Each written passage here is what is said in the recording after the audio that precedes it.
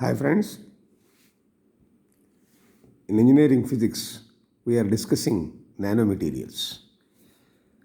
In the last session we have seen various properties of nanomaterials, how the particle behave at nanoscale. Now in the current session we shall try to understand the synthesis of nanomaterials. As shown here, there are two main processes used for synthesis of nanomaterials. One is called top-down process, another is called bottom-up process. Top to bottom and bottom to top. So this is the general process for synthesis of nanomaterials. So these two are the main processes. Now when you see top-down process, under this synthesis process of fabrication, bulk materials are broken into nano-sized particles. In this approach, there is no control over the size and morphology of the particles. There are many methods used in top-down approach to get nano-sized particles from bulk materials. Some of the methods of top-down process are like ball milling, plasma arching, laser sputting, and vapor decomposition. So generally among them these two are very famous, ball milling and chemical vapor decomposition. Now if you see the other process, other approach called bottom-up approach, name itself is telling that it refers to the building up of a material from the bottom, that is atom by atom by atom or molecule by molecule like that, or cluster by cluster like that. In this, colloidal dispersion is a good example of bottom-up approach in the synthesis of nanoparticles. There are different methods used for synthesis of nanomaterials under bottom-up process. Similarly, here also some methods of this process like sol-gel process, colloidal process, electrodeposition, and solution phase reduction, etc. This is a broad structure of synthesis. Let us understand some of the popular methods in both top-down and bottom-up approaches separately. Now, when you look at ball milling approach, ball milling is one of the top-down method approach for the fabrication of nanoparticles. Milling technique is used in the process of fabrication. First, it is necessary to explore the different types of attrition mills for various type of materials with a variety of sizes of mills in order to upscale the actual production from the laboratory level to the commercial production of nanoparticles. High energy mills are generally used for the fabrication of nanoparticles. They include attrition ball mill, planetary ball mill, vibrating ball mill, low energy tumbling mill, and high energy tumbling ball mill, etc. So what is the working principle in this? Let us understand. Now this is the working principle in ball milling technique. The basic principle of ball milling method is small hard balls are allowed to rotate inside a container and then it is made to fall on a solid base with high force to crush the solid particles into nanoparticles. This is how ball milling works. Now let us see the construction part of it. If you see this diagram, there is a container here. Hardened steel or tungsten carbide balls are put in a container along with powder particles of desired material. The container is closed with tight lids as shown like this. So when the balls are rotated around the central axis, the material is forced to press against the balls. The milling bales impart energy on collision and produce smaller grain size of nanoparticles. Ball milling is also known as mechanical alloying or also known as sometimes crushing. The main advantage of this method is that few milligrams to several kilograms of nanoparticles can be synthesized in a short span of time. This method or technique can be operated at a large scale. Let us see where generally we used to apply them. These are some of the applications where ball milling technique is followed. This ball milling method is useful in the preparation of elemental and metal oxide nanocrystals like cobalt, chromium, aluminum iron combination, silver iron combination, etc. In such cases, it is generally used. Using this, a variety of intermetallic compounds of nickel and aluminum can be formed. And ball milling method is very much useful in producing new types of building materials, fireproof materials, glass ceramics. Such type of materials can easily be produced using ball milling technique. Now let us understand another method of synthesis, what is known as chemical vapor decomposition. This is another popular top-down synthesis method of nanoparticles known as chemical vapor deposition, CVD is the abbreviation. It's a chemical process. It is used to produce high purity, high performance solid materials. The process is often used in the semiconductor industry to produce thin films. It is a technique for synthesizing materials in which chemical components in vapor phase react to form a solid film at some surface, and that surface is what is termed as substrate. The occurrence of chemical reaction is central to this means of thin film growth because it is the requirement that the materials must start out in the vapor phase. Ability to control the components and physical conditions of gas phase, the solid surface and the envelope that surrounds them determine the capability to control the properties of thin film deposited by the CVD process. Using this micro-nano fabrication process, widely used CVD to deposit materials in various forms, including monocrystalline, polycrystalline, amorphous, and epitaxial process.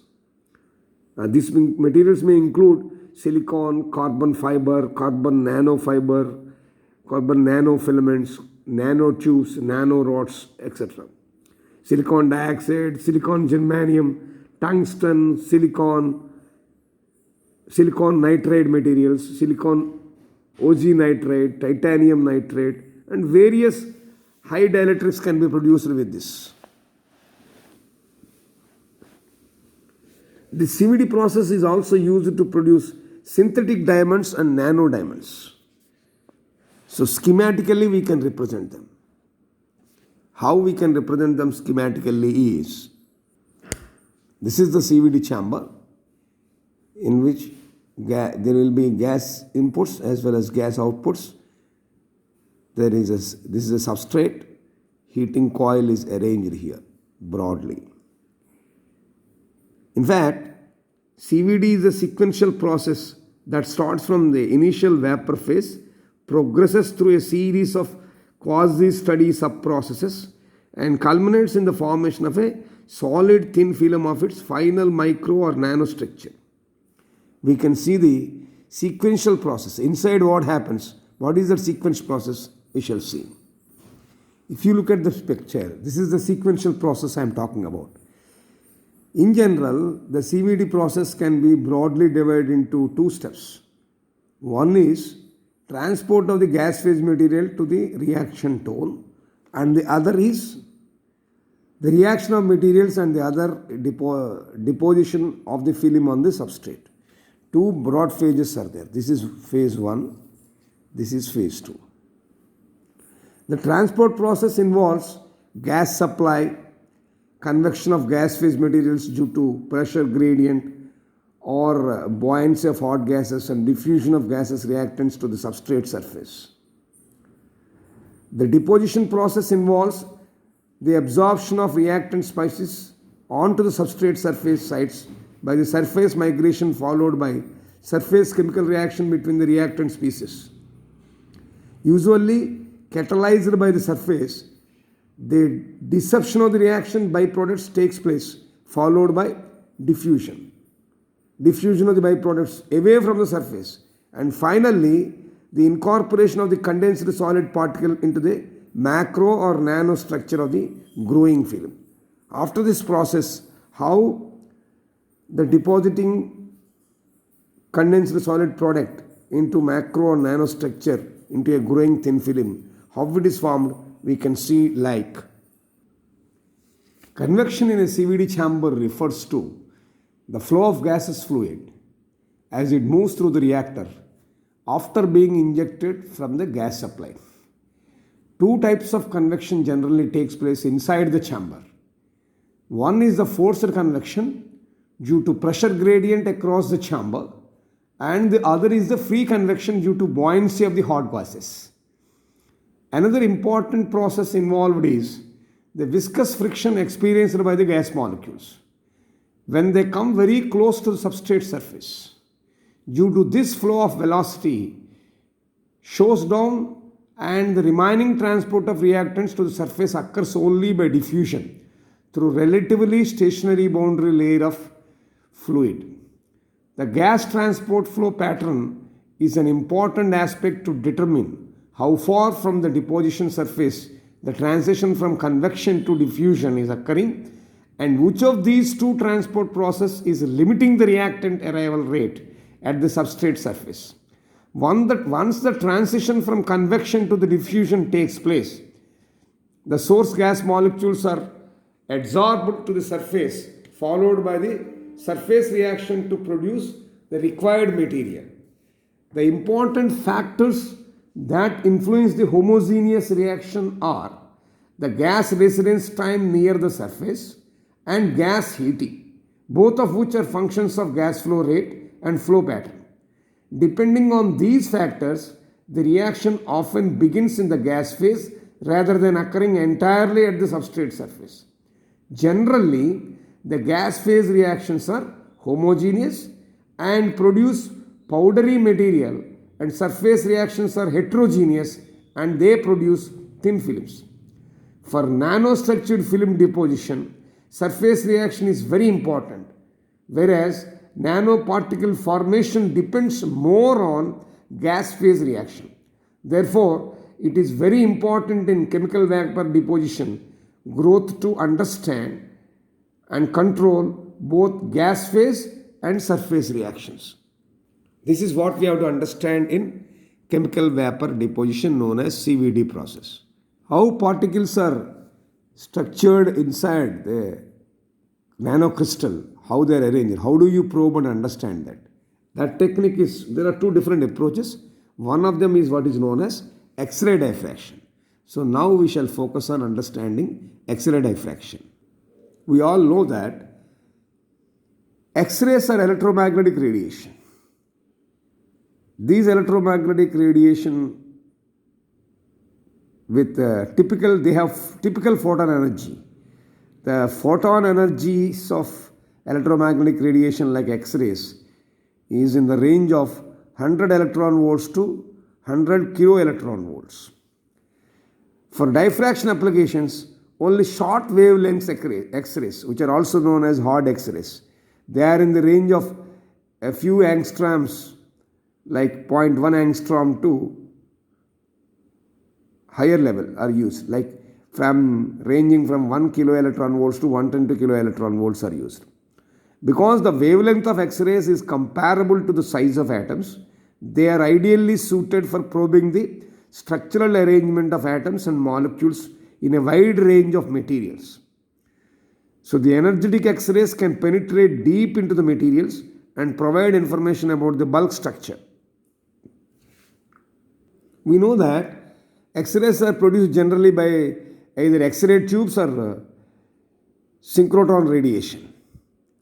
In an X-ray tube, which is the primary source used in the laboratory X-ray instruments normally, X-rays are generated when a focused electron beam is accelerated across a high voltage field, bombarding a stationary or a rotating solid target. Because electrons collide with atoms in the target and slow down, a continuous spectrum of X-rays are emitted, which are termed as Bremsstrahlung radiation.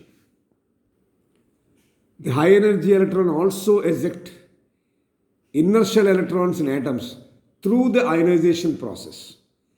When a free electron fills the shell, a X-ray photon with energy characteristics of target material is emitted. Common targets used in X-ray tubes include copper and molybdenum. They emit around 8 kilo electron volts and 14 kilo electron volts with corresponding wavelengths of 1.54 angstrom units and 0.8 angstrom units. So the energy of the X-ray photon and its wavelength is related by the Einstein equation E equal to h nu, where h is the Planck's constant and nu is the frequency. X-rays primarily interact with the electrons in atoms. So when X-ray photons collide with electrons, some photons from the incident beam will be deflected away from the direction where they originally travel, just like billiard balls bouncing off one another. So if the wavelength of these scattered X-rays did not change, that means the X-ray photons did not lose the energy. And that process is what is called as elastic scattering. What is elastic scattering? If the wavelength of these X-ray scattered rays did not change, the process is called elastic scattering. That means X-rays photons did not lose their energy. That process is what is called as elastic scattering, or it's also known as Thomson scattering. So in Thomson scattering or elastic scattering, it is only the momentum that has been transferred in the scattering process. On the other hand, these are the X-rays that we measure in, of course, distribution materials. So these X-rays that we are talking about Thomson scattering, we measure in diffraction experiments, because the scattered X-rays carry information about the electron distribution in the materials. On the other hand, there is something called inelastic scattering process. Inelastic scattering process is also called Compton scattering. Here X-rays transfer some of their energy to the electrons, and the scattered X-rays will have different wavelengths than the incident X-rays. Diffracted waves from different atoms can interfere with each other, and the resultant intensity distribution is strongly modulated by this interaction. If the atoms are arranged in a periodic fashion, like in crystals, the diffracted waves will consist of sharp interference maxima, which we call them as peaks, with the same symmetry as in the distribution of atoms. So measuring the diffraction pattern, therefore, allows us to deduce the distribution of atoms in a material. The peaks in X-ray diffraction or X-ray diffraction pattern are directly related to the atomic distances. To understand that, let us understand something like this in a lattice plane. Consider like this. Let us consider an incident X-ray beam interacting with the atoms arranged in a periodic manner in a two-dimensional process. Here in this graph,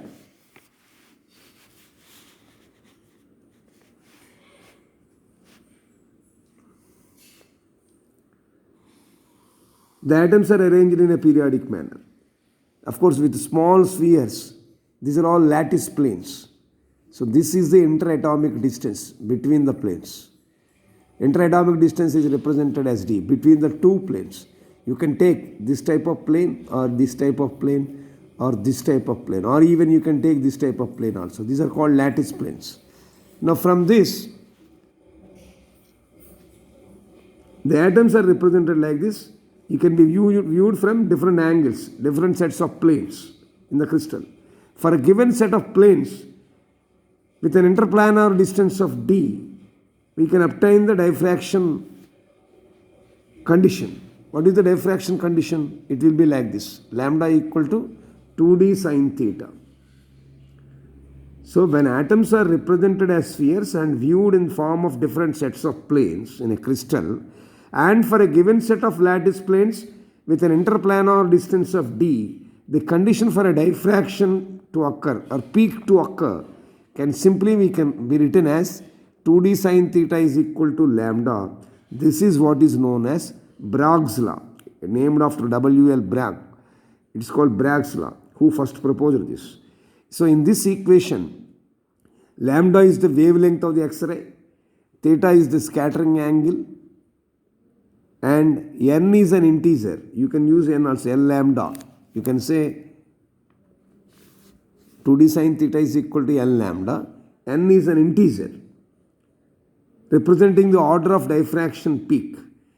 The Bragg's law, what we are talking about, is one of the most important laws used for interpreting X-ray diffraction data.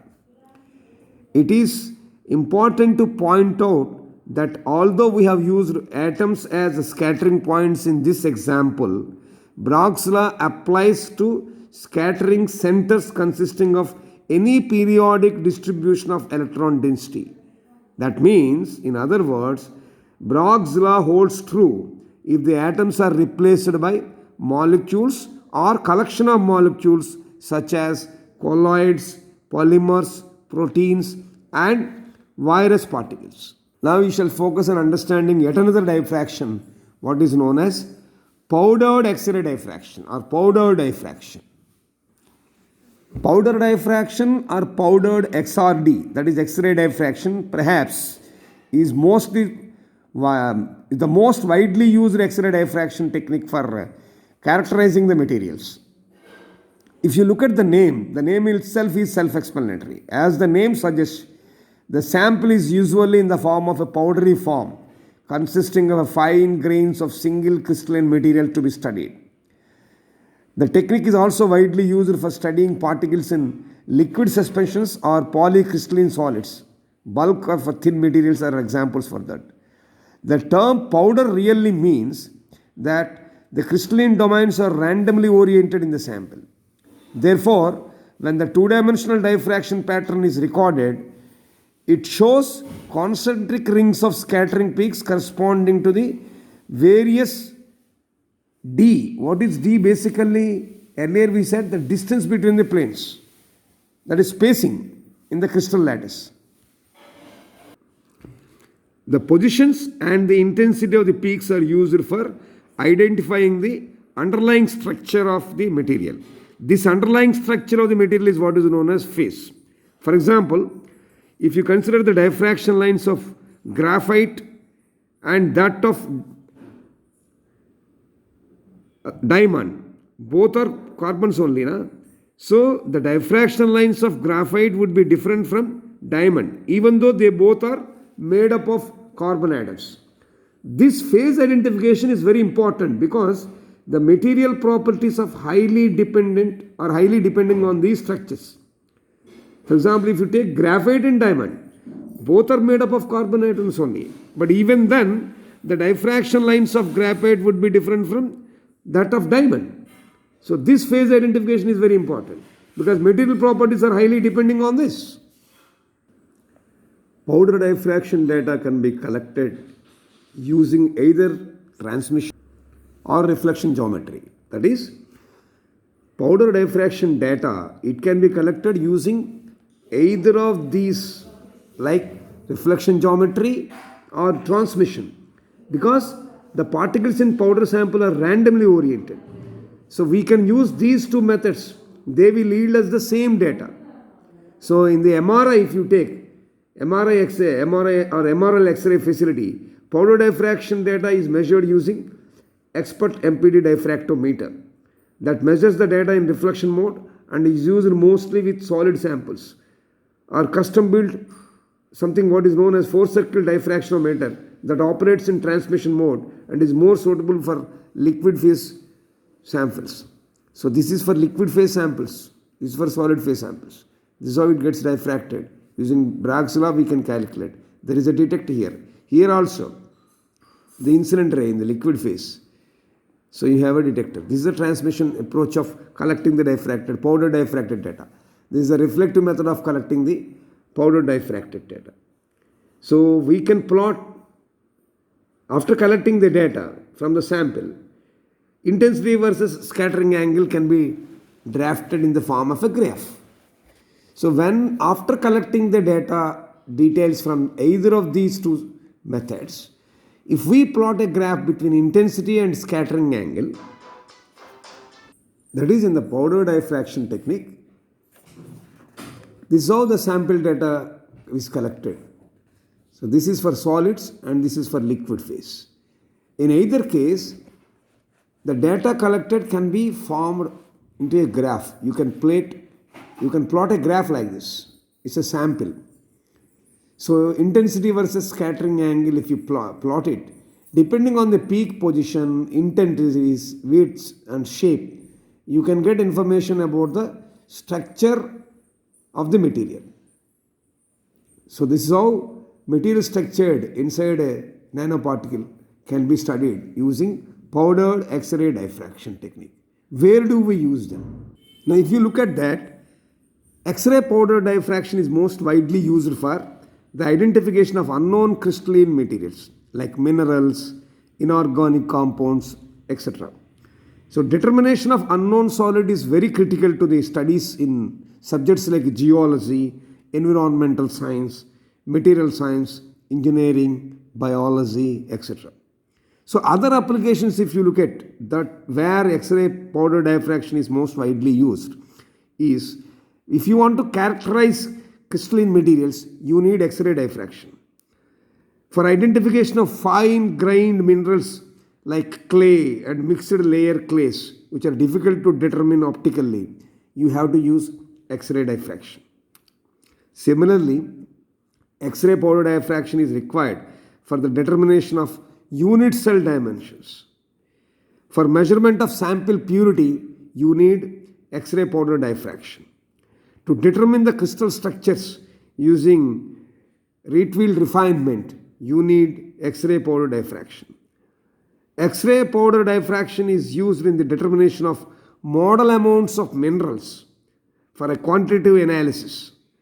And X-ray powder diffraction technique is used in textural measurements like the orientation of grains in a polycrystalline sample. These are various and different applications of X-ray powder diffraction. So as a conclusion, if we summarize in current discussion, we tried to understand the synthesis of nanomaterials from top-down process and from bottom-up process. In top-down process also, we looked at ball milling technique, its applications, chemical vapor deposition and its approaches, and then the methods involved in studying the underlying structures of polycrystalline materials using X-ray diffraction, and then we tried to understand something called lattice planes followed by Bragg's law, and powder diffraction, data collection sample techniques followed by the applications of X-ray powder diffraction. This is what we have discussed in the session today under nanomaterials, right?